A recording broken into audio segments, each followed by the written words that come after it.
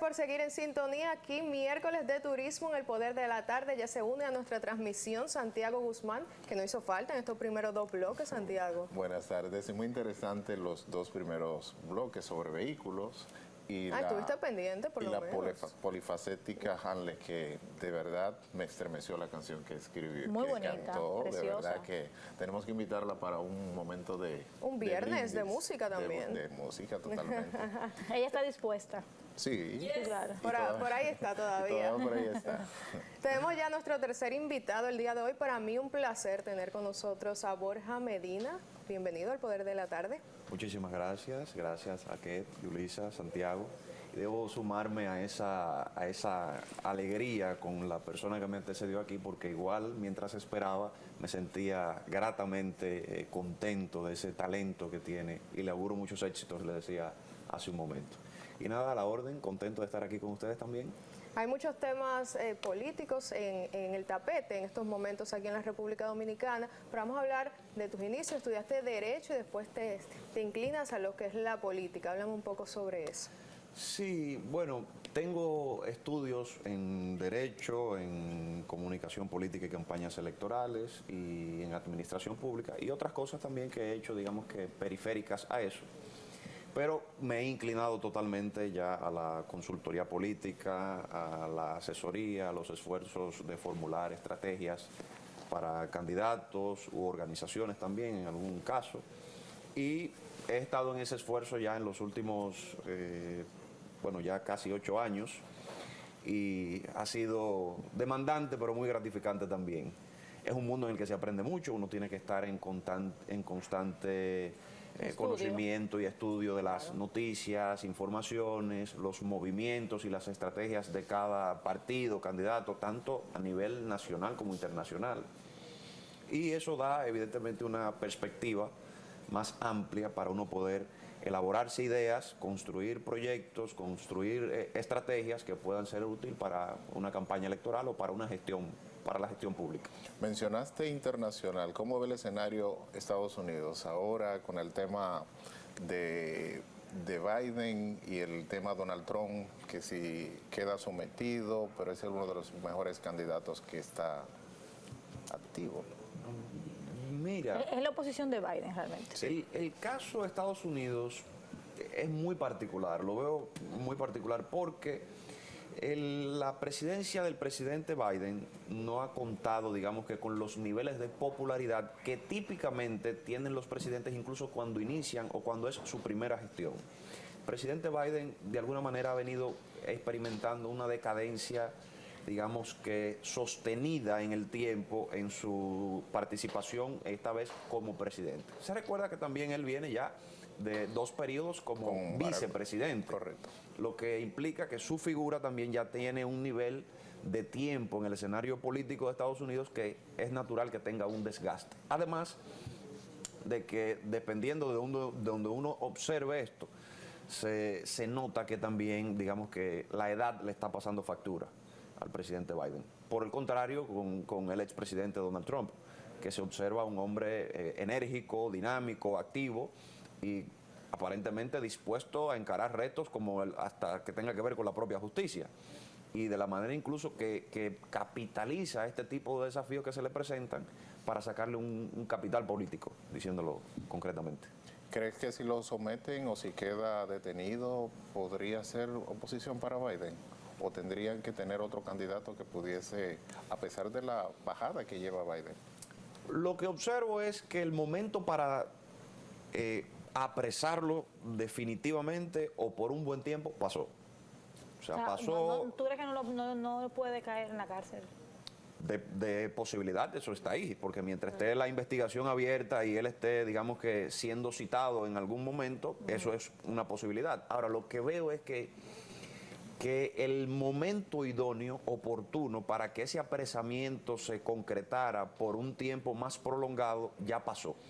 Y, por el contrario, veo que ha salido fortalecido en términos mediáticos. Porque es lo que digo, veo que él tiene una bondad, o digamos que su campaña, su proyecto, tiene una bondad para capitalizar lo que comúnmente se puede ver como un gran reto o como un gran desafío, incluso hasta de cosas negativas, por decirlo así. Entonces no veo ya en el escenario que él vaya a caer preso por un tiempo indefinido o prolongado.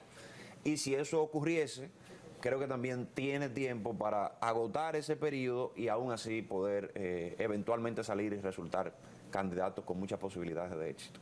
Borja, hace unos días salió el resultado de la Gallup. Hay muchos partidos que estuvieron a favor, otros en contra de esos resultados. Incluso se habló de unos errores que tenía esa encuestadora. ¿Qué me puedes mencionar al respecto? ¿Y a qué partido tú crees que le conviene más que a otro? Mira, la encuesta Gallup tenía mucho tiempo que no salía.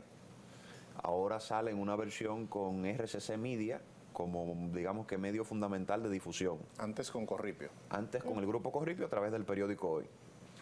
Ha generado evidentemente, como siempre, muchos comentarios, muchas opiniones en todos los sentidos, ataques, aplausos, dependiendo del litoral político en el que se observa sobre todo quien dio la información de los comunicadores también generó. También se ha generado verdaderamente opinión en todos los sentidos. Sí. Ahora, de hecho, debo de incluirme, hemos generado opinión porque yo también publiqué un artículo en ese sentido al día siguiente que se titula Una teoría para leer encuestas. Que por cierto es tu profesor. Fue mi profesor en un programa hecho con la Gallup y la Escuela de Formación Electoral. Se tituló el programa La encuesta como herramienta del marketing político. Y más específicamente, lo que ocurre es que formalmente no lo tuvo así, pero más específicamente como herramienta de posicionamiento electoral. Claro. Y ahí aprendimos muchas cosas, pero lo que destaco de esta publicación de la Gallup es que, contrario a lo que muchas personas piensan, o incluso hasta virtuales candidatos presidenciales que se han pronunciado en contra de esa publicación, yo entiendo que esa publicación a quienes más le ha convenido es a la oposición, a los candidatos incluso de oposición. ¿Por qué? Porque digamos que al PRM y al gobierno le favorece al presidente Luis Abinader en el aspecto de que la intención de voto marca por encima de los candidatos de la oposición y en escenario de segunda vuelta marca por encima igualmente. Ahora, cuando vemos los demás indicadores, prácticamente todos esos indicadores son los que nutren, digamos que la temática de una campaña electoral y estamos frente a una campaña que apenas inicia. Que ni siquiera ha iniciado formalmente. No ha iniciado. Ni siquiera ha iniciado formalmente.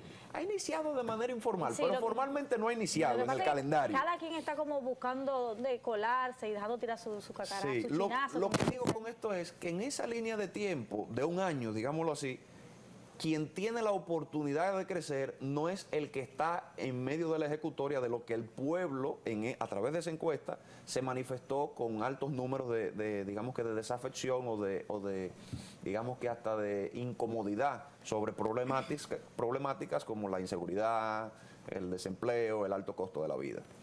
Para poner un ejemplo, hay un dato que a mí me llama mucho la atención de esta encuesta y es que se identifica como un logro o como el principal logro del actual gobierno el combate a la corrupción, un 17%. Pero en esa misma encuesta, un número de esos encuestados, el 77% de los encuestados entienden que hay corrupción en el actual gobierno. Entonces ese número es como preocupante. Lo mismo ocurre con, digamos que, la valoración o aprobación del gobierno.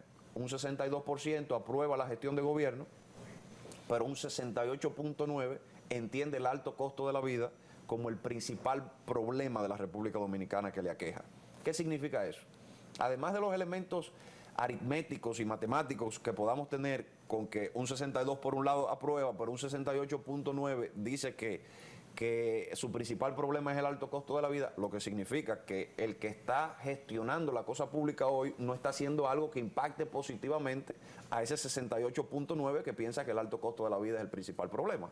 Que ahí le puede afectar ya cuando vaya al 2024. Totalmente, no al 2024, desde ahora. Porque ya el que está en la oposición tiene el insumo que el 68.9% de la población entiende al alto costo de la vida como el principal problema, que el 62.6% entiende la inseguridad como su principal problema, que el 23% entiende el desempleo como un principal problema. Entonces, Tiene como atacar ya. ya hay una alimentación. Al gobierno, por el contrario, le da muy poco. O sea, le dan muy pocos elementos, muy pocos indicadores de los cuales ufanarse.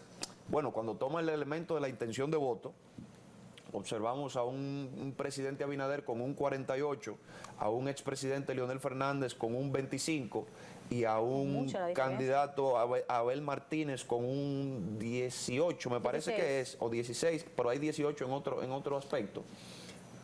Estamos hablando de que, bien, lo tienes en primer lugar, pero frente a 12 meses con unos indicadores con porcentajes por encima de 60. Cuando hablamos, no sé si ustedes me están entendiendo bien lo que digo, sí. el 77% de los encuestados indica que hay corrupción en el actual gobierno. Y un 17% de ese mismo porcentaje, de esa misma encuesta, indica que el principal logro es el combate a la corrupción. Cuando Estamos hablando de 60 puntos por cuando encima. está en el tapete temas de la justicia actuando con relación a la corrupción. Ahora le diré lo siguiente también.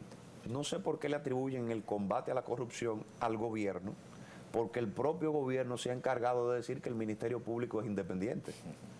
Entonces, si el Ministerio Público es independiente, no se le puede atribuir al gobierno el combate a la corrupción, porque lo está haciendo el Ministerio Público. Tu conocimiento Ojo, vale decir que esta encuesta fue tomada, el trabajo de campo, del 1 al 5 de abril.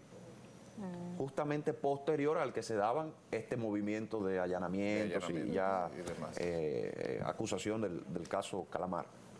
Tu conocimiento sobre encuesta nos lleva a preguntarte sobre manipulación de encuesta, realidad de encuesta. Siempre me ha llamado la atención que por qué yo esperaba que en cada encuesta que se pudiesen hacer cercano ya a las elecciones, una semana antes de las elecciones, que pudiesen dar exacta. Es decir, que se verificara los resultados como van a estar en la urna. Pero no. No, eso no es así nunca. No Sí. necesariamente es así. No necesariamente. Y casi ninguna, o puede en un año electoral que una sí pegue y otra no. Pero dentro del proceso puede haber manipulación y explica por qué pueden ser los factores de que una encuesta se manipule a nivel social, de qué quieren ellos, el que tanto un partido de oposición como partido de gobierno cualquiera. Bueno, de que puede haber manipulación, puede haberla. Sí. Al final, toda obra humana y que la trabaje el ser humano está vinculada a las características intrínsecas del ser humano.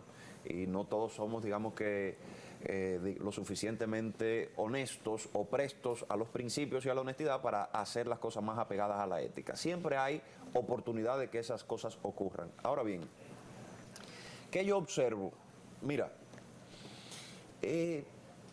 con la encuesta Gallup, yo creo en las encuestas. Yo personalmente, a pesar de que dicen que yo creo en las encuestas. Sí, yo creo en las encuestas. Lo que ocurre con las encuestas es que hay que saber observarlas, tomarlas, de dónde vienen, del momento en el que se colocan y verdaderamente la casa que la produce. Eso es muy importante. En el caso de Rafael Acevedo y de Gallup, yo de alguna manera conozco, de hecho, creo que una de las encuestadoras más certeras en la historia dominicana ha sido Gallup. Sí, claro. Y creo que eso es algo que puede ser también una opinión generalizada, que no solo sea mía.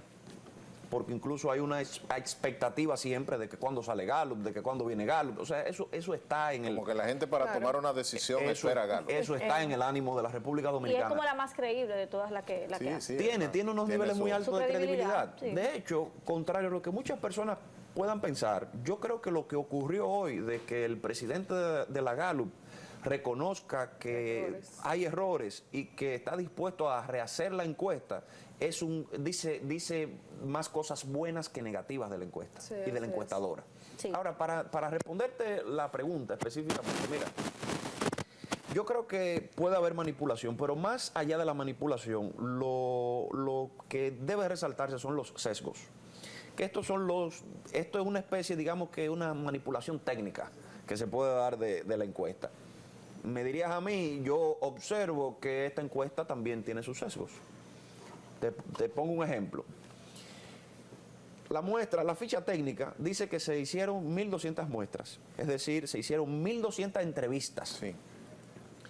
Pero entonces, la gran pregunta es, cómo se distribuyó en términos territoriales esas 1.200 del país. Claro. Entendiendo que, por ejemplo, hacer una encuesta en Pedernales no es lo mismo que hacerla en el Gran Santo Domingo. Correcto. Claro que no. Ahora, ¿qué quiero decir con eso? La ficha técnica dice que toman de punto de partida el censo del año 2010, hecho de la Oficina Nacional de Estadística. Estamos hablando de algo que ocurrió hace 13 años. Bien, algo que ocurrió hace 13 años, ahí puede haber un sesgo. Ya solo por el tiempo, ¿eh?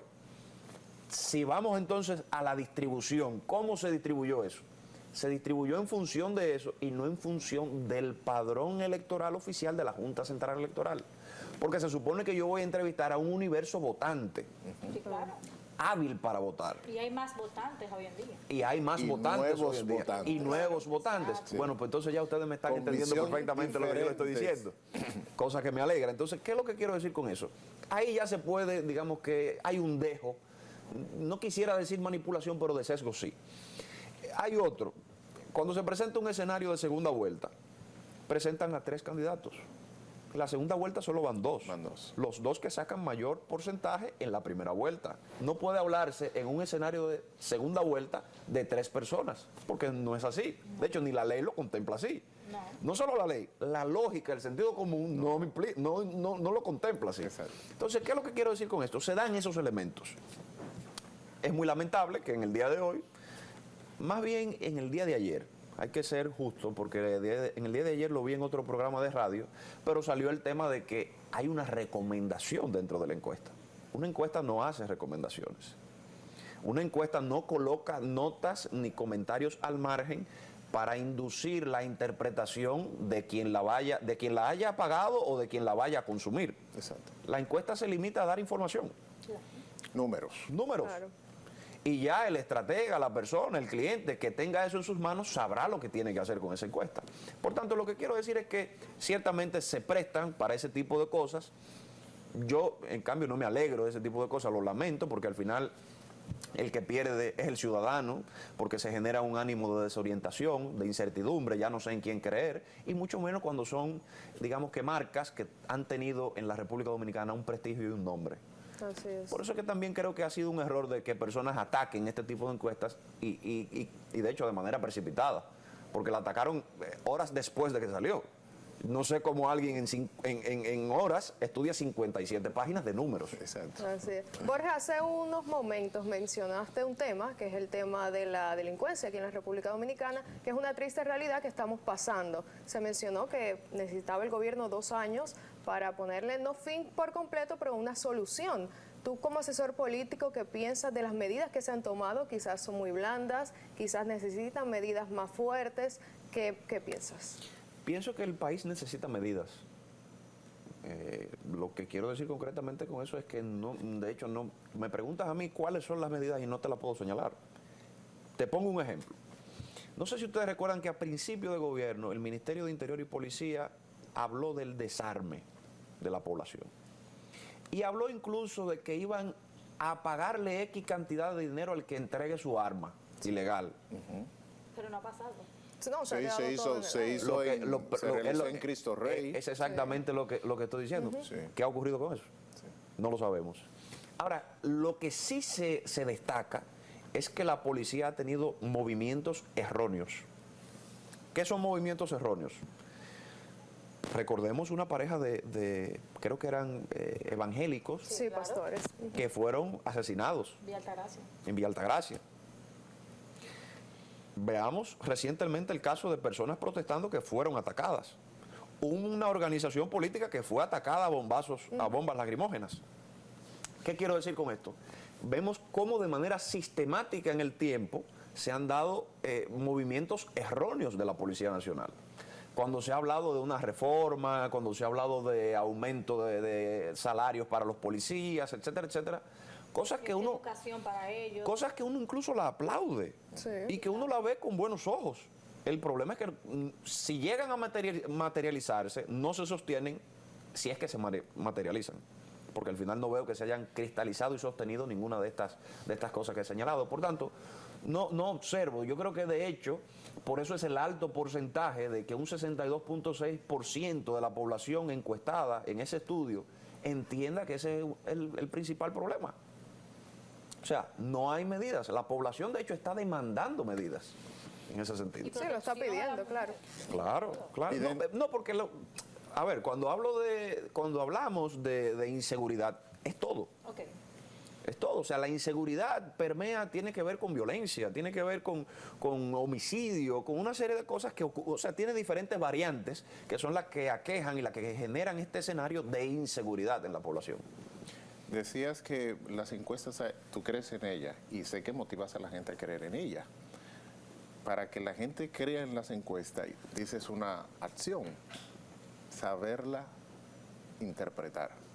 ¿Cómo la puedo interpretar? Correctamente. Tú eres el experto en temas de encuestas. Los invito a leer mi artículo, Una teoría para leer encuestas, Sí. que lo publiqué, me parece que, bueno, el martes, o bueno, ayer, en el Nuevo Diario, pero le adelanto lo siguiente, que era de las cosas que mencionaba que el profesor Acevedo no nos las enseñó en clase. Él no enseñó a cómo armarlas, pero no a leerlas. No a leerlas. Yo asumo con buena fe que no fue por asunto de tiempo que no nos lo enseñó.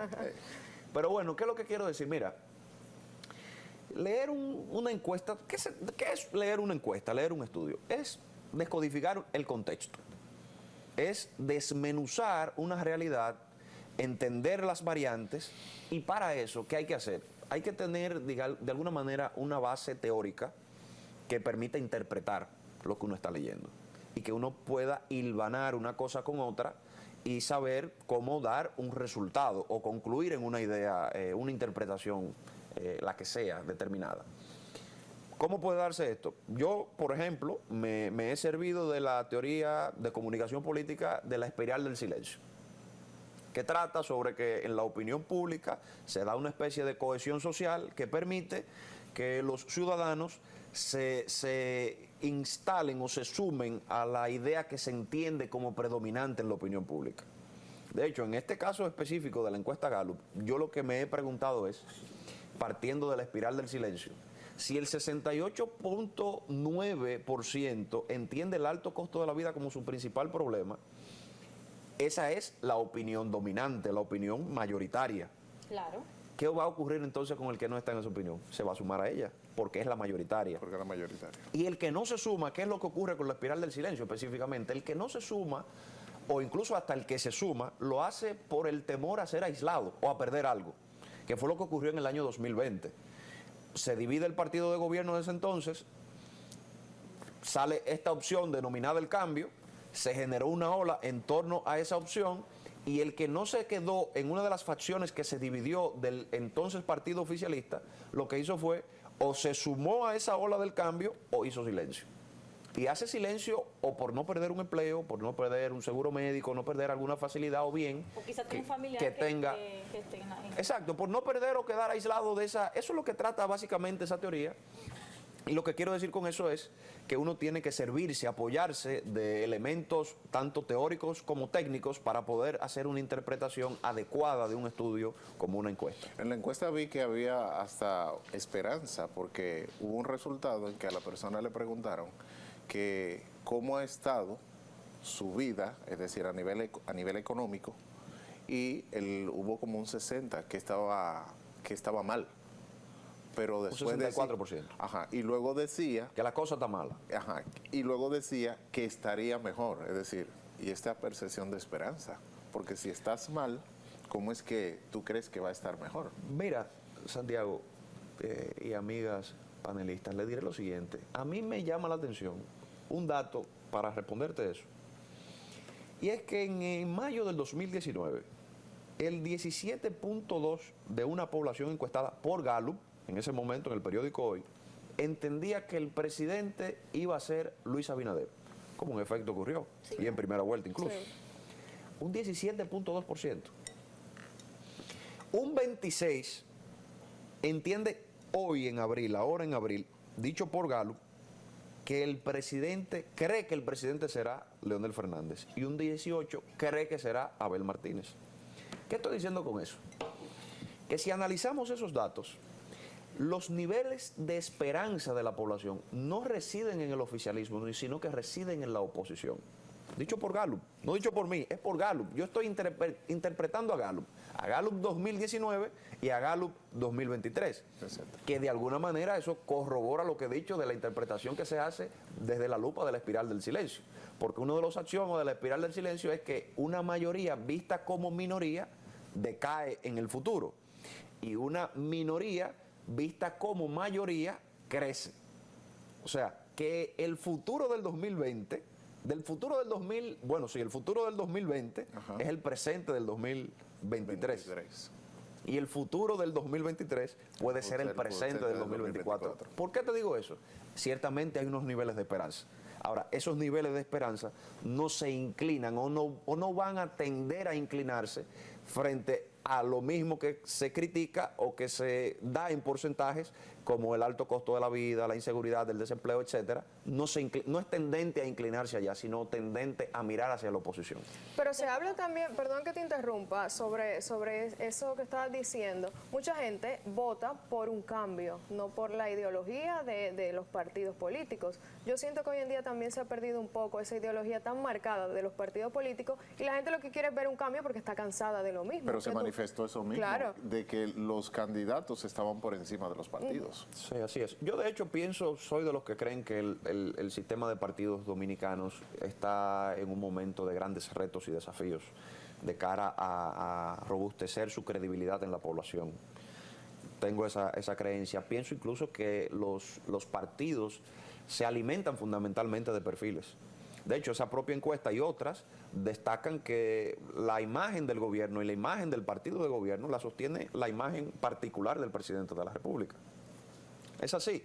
Lo mismo ocurre con la Fuerza del Pueblo. La imagen y construcción de ese partido es en función de la simpatía que tenga el doctor Leonel Fernández. Sí, así es. No ocurre igual en el caso del PLD, porque el PLD evidentemente no solo que acaba de salir del poder, sino que también frente a toda esta estela de situaciones jurídicas que está teniendo, no logra, digamos que, divisarse en el horizonte específicamente qué líder puede cargar con ese partido. Totalmente. Pero lo que dices es así, o sea, de alguna manera los perfiles alimentan el sistema de partido y ciertamente hay un desuso de la ideología y de las ideas en la participación política. De hecho, también he escrito artículos en ese sentido, recuerdo alguno que se llama Juventud e Ideología 20 años después, donde analizo cómo el ejercicio hegemónico de un partido durante tanto tiempo consecutivo de alguna manera puso en desuso la ideología y la formación política y entró el clientelismo y las prebendas para uno agenciarse un crecimiento en la política.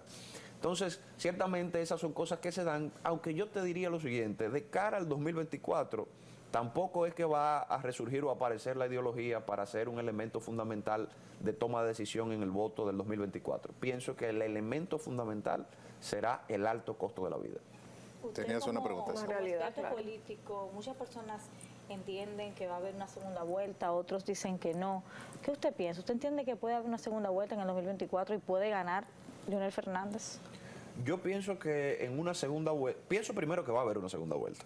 ¿Usted entiende que sí? Pienso al día de hoy, según estos datos que estamos estudiando y las encuestas, y de hecho no lo digo yo ni lo dice Gallup, lo dice también incluso RD-Lige. Tiene que tener su sustico, como dicen. Debe tener su preocupación. Sí. Antes de responderte eso, te voy a decir un elemento que lo debe preocupar: la tasa de rechazo. Luis Abinader es un presidente con 2 años y 8 meses en el poder y tiene una tasa de rechazo, según Gallup, de 26.6. Y Leonel Fernández, que fue presidente... Borja, no tiene error la encuesta ahí. Bueno, precisamente lo que te estoy diciendo con eso es a quien debe preocuparle eso es al gobierno. Exacto. Sí. O sea, a quien le debe preocupar eso es el gobierno. Sí. Si tendrá error o no tendrá error, honestamente yo te digo que no. Ok, tiene sesgo, no error.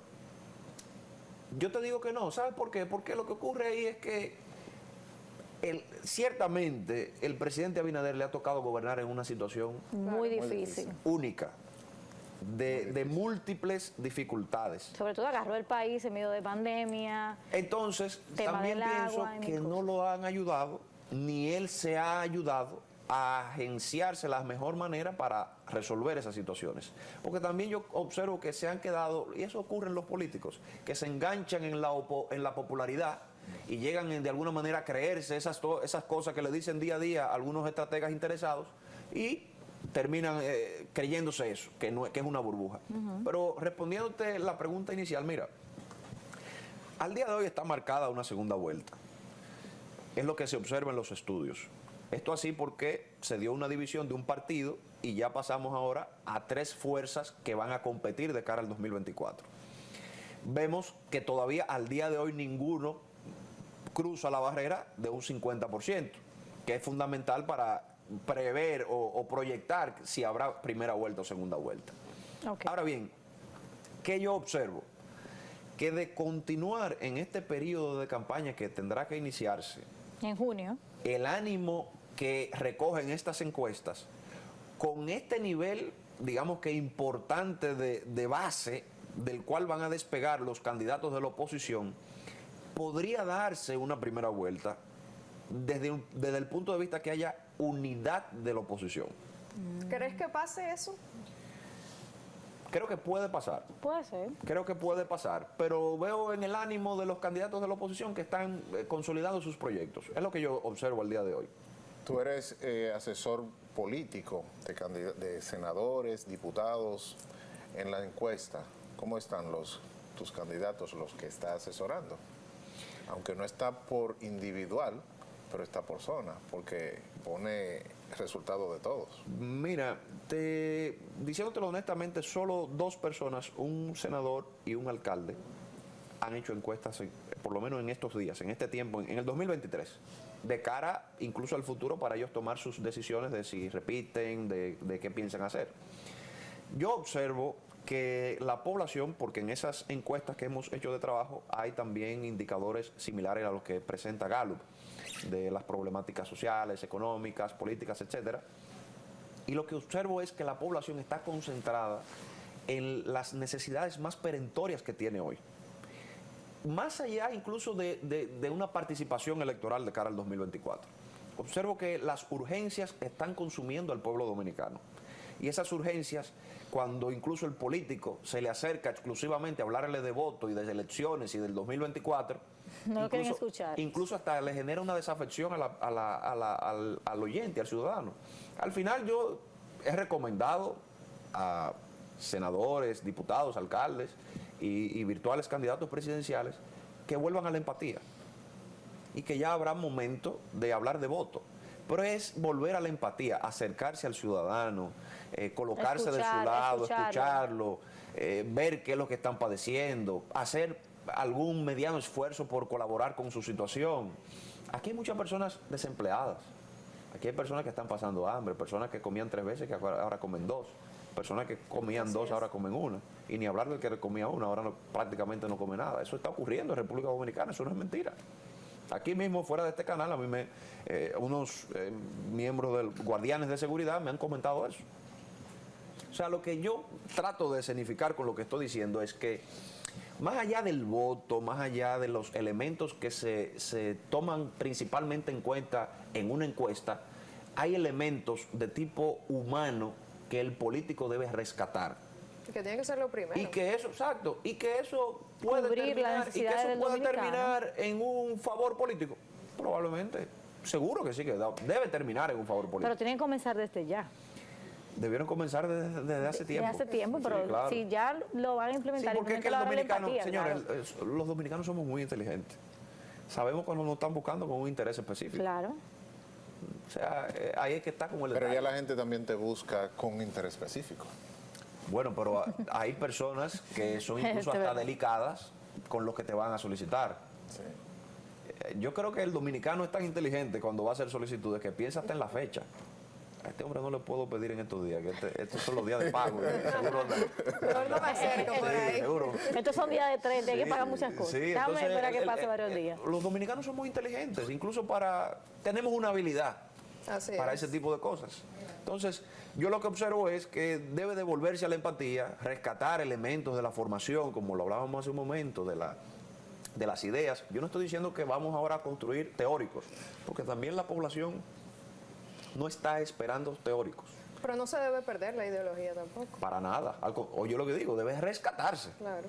Debe rescatarse, pero darle también un toque y un matiz más accesible a la población llana. Más humano. Más humano, que le permita acercar a los partidos con la población y que la propia población entienda a los partidos como la vía idónea para acceder al poder, no para un momento específico. Borja, el año que viene tenemos elecciones primero municipales, después presidenciales. ¿Qué tanto tú crees que influyan las municipales, los resultados para ya después las presidenciales? Tomando en cuenta que se hacen alianzas. Claro. Y si estás de acuerdo con Y hay las muchos alianzas, cambios de un partido tanto a otro. senadores y diputados y alcaldes. Yo he dicho en diferentes momentos que la capacidad electoral de la oposición reside en la unidad, reside en la intención que tengan los partidos de oposición de reconfigurar, reunificar lo que en algún momento significó muchos años de gestión pública y muchos años de victorias electorales en todos esos niveles.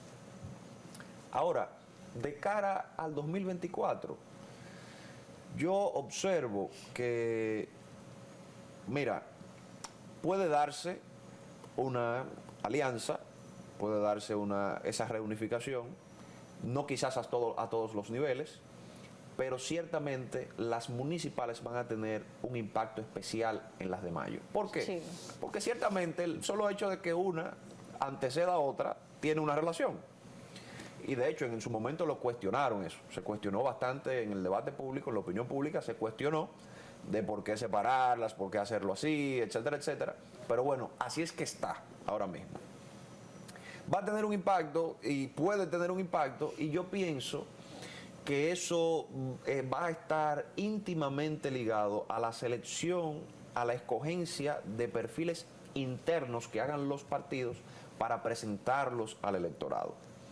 Y desde el punto de vista de la oposición, específicamente desde la oposición, la capacidad de armar una alianza opositora que lleve a los perfiles ganadores en las demarcaciones que digamos que se vayan a reservar con fines de alianza. Es lo que observo de cara al 2024. Y en ese sentido de alianza, ¿te refieres al tacto? ¿Qué pasó con el tacto?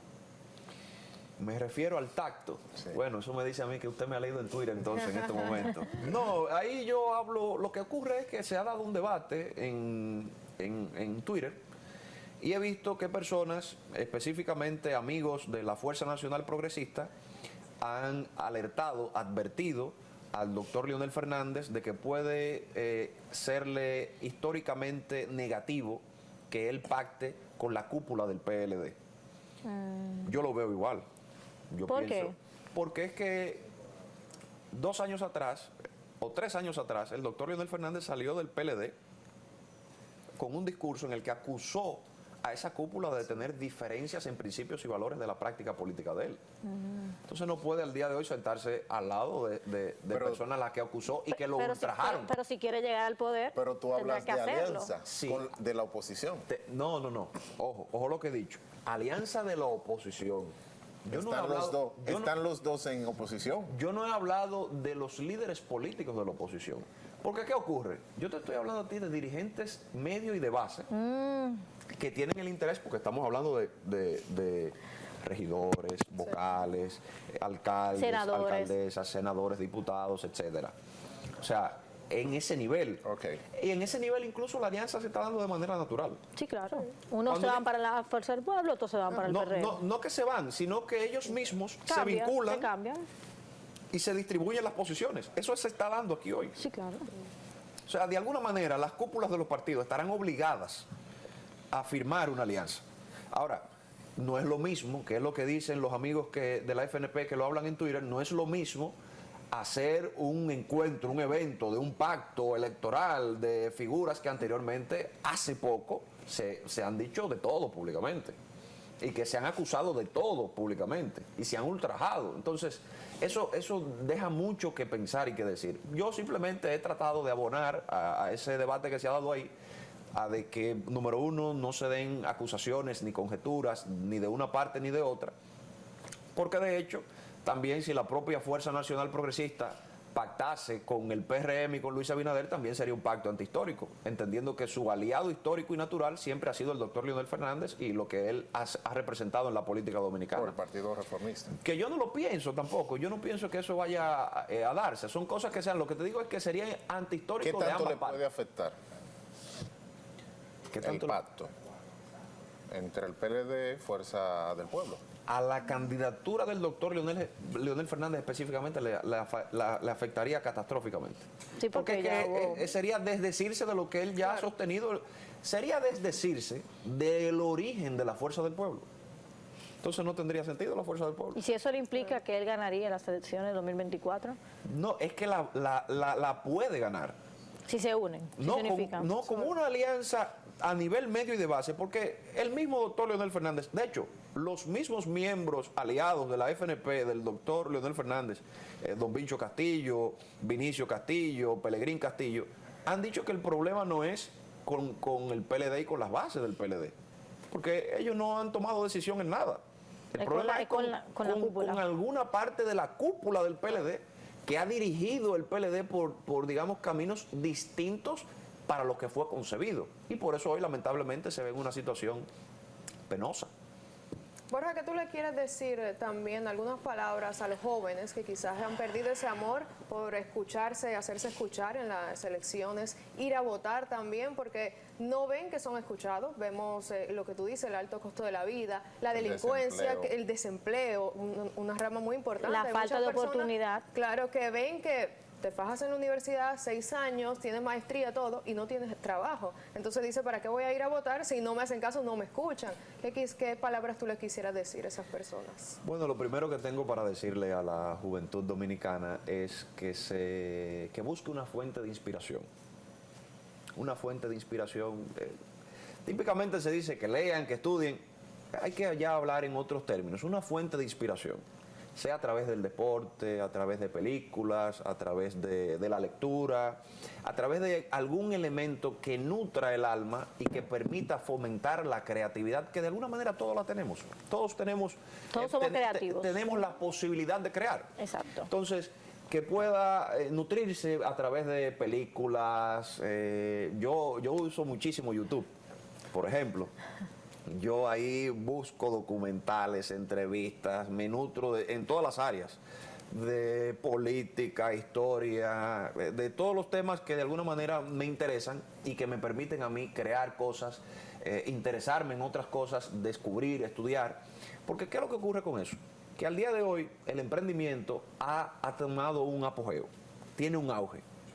Entonces, el emprendimiento va muy ligado de la innovación y de la creatividad. Y eso, ahí es que tenemos que buscar una fuente que nos alimente internamente para mantenernos activos, para buscar en qué vamos a invertir el tiempo y que evidentemente ese tiempo nos resulte de alguna manera rentable.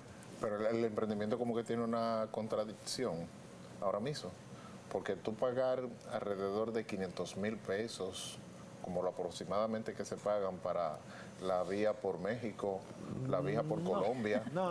Entonces, con No, ese yo no dinero creo, se no, yo no emprende creo, bien. no, yo no creo que el emprendimiento tenga una contradicción. Lo que ocurre con el emprendimiento es falta de oportunidades. Y mucha gente está Lo que estamos emprendiendo hoy en día. hablando, La gente, los jóvenes Lo que están ocurre con la juventud emprendiendo. es falta de oportunidades. Hay que buscar, léanse con detenimiento de la encuesta Gallup, ¿cuál fue la franja de edad que se enfocó esa encuesta? Dígala usted, ya que usted está. Adultos por encima de mayores de 50 y 60 No, es que años. si fue de la población del censo del 2010, claro, Claro. que es adultos pasados ya Bueno, que se partió para la distribución. ok. Se partió de ahí para la distribución. Ahora, digamos que el encuestado oscila fundamentalmente en esos números que acabo de decir. Porque incluso lo que ocurre es que no se le da pie a la juventud para que participe. Deberían de Y dársela. hay que animarla. Claro. Hay que animar a la juventud. Yo me sentí contentísimo. ¿A usted lo llamaron para esa encuesta? ¿Perdón? ¿Usted lo encuestaron en esta encuesta? No tuve. ¿A ti te ¿Usted nunca, encuestaron? usted ¿A ti te nunca, no, a encuestaron? mí nunca me han encuestado. ¿Usted la ha encuestado alguna vez en la vida? Sí, me han encuestado. Ah, ok, a mí no. Pero No tengo la oportunidad. lo que digo con esto es, a mí me gustó muchísimo el desempeño de la juventud en el 2020, cuando se suspendieron las elecciones. Lo que ocurrió en la Plaza de la Bandera A mí Sin precedentes, muchos días claro. me temblaban los pies, yo loco por arrancar para allá. Usted no fue, no participó. No pude ir, lo lamento, esas son cosas que yo las lamento. No quiso participar Borja. Estaban- ¿Por qué no? sí, ¿Por qué usted no participó? el Vamos a ver. trabajo, el trabajo me impidió No quería participar verse ahí. involucrado Entonces, en eso. Borja, Había no, cosas que le estaba afectaban. trabajando fuera de la ciudad. Ah, ok. Ah, ya. Pensé Estaba que era trabajando que fuera de tenía la intereses ciudad. que le afectaban. en No, ese en los momento. propósitos de campaña de la ok. consultoría estaban Borja, esos ¿dónde las personas te pueden encontrar en redes sociales? Porque ya tenemos que ir despidiendo, lamentablemente, pero un placer tenerte aquí con nosotros. Bueno, para mí un gusto, señores, estar aquí con ustedes. De verdad que les felicito por este gran programa. Les decía que ya lo venía estudiando y viendo, algunas entrevistas que han dado. Este espacio y es tuyo. Muchísimas gracias. A la orden estoy también en lo que pueda siempre colaborar y les deseo muchos éxitos. ¿Tus redes sociales? Bueno, mis redes sociales, esta es la primera vez que yo hago eso, pero mis redes sociales son Borja Academia, así mismo como se escucha, Borja Academia. Y en Twitter también, que a usted le En gusta. Twitter también, en Instagram y en Facebook, Borja Medina, o Borja Medina Mateo, me parece. ¿Y los artículos en qué periódico salen? En el Nuevo Diario, fundamentalmente en el Nuevo Diario. He hecho algunos especiales que se me solicitan para entregas especiales, en el Listín Diario, por ejemplo, pero de manera regular en el Nuevo Diario. Algunos candidatos te van a necesitar, me imagino. Ya las elecciones están cerca. Bueno, ojalá. Esperemos que así Ojalá, sea, Borja. ojalá un que me placer. llamen, ¿verdad? Ojalá que me llamen, ojalá que me llamen, ojalá que me llamen. Un placer tenerte por Muchas acá. gracias. Eres bienvenido cuando quieras. Y nosotros, lamentablemente, nos tenemos que despedir. Miércoles de Turismo en El Poder de la Tarde. Recordarle que nos sigan en las redes sociales, @El Poder de la Tarde, tanto en Instagram como en YouTube. Y nos vemos el próximo miércoles con más contenido para ustedes.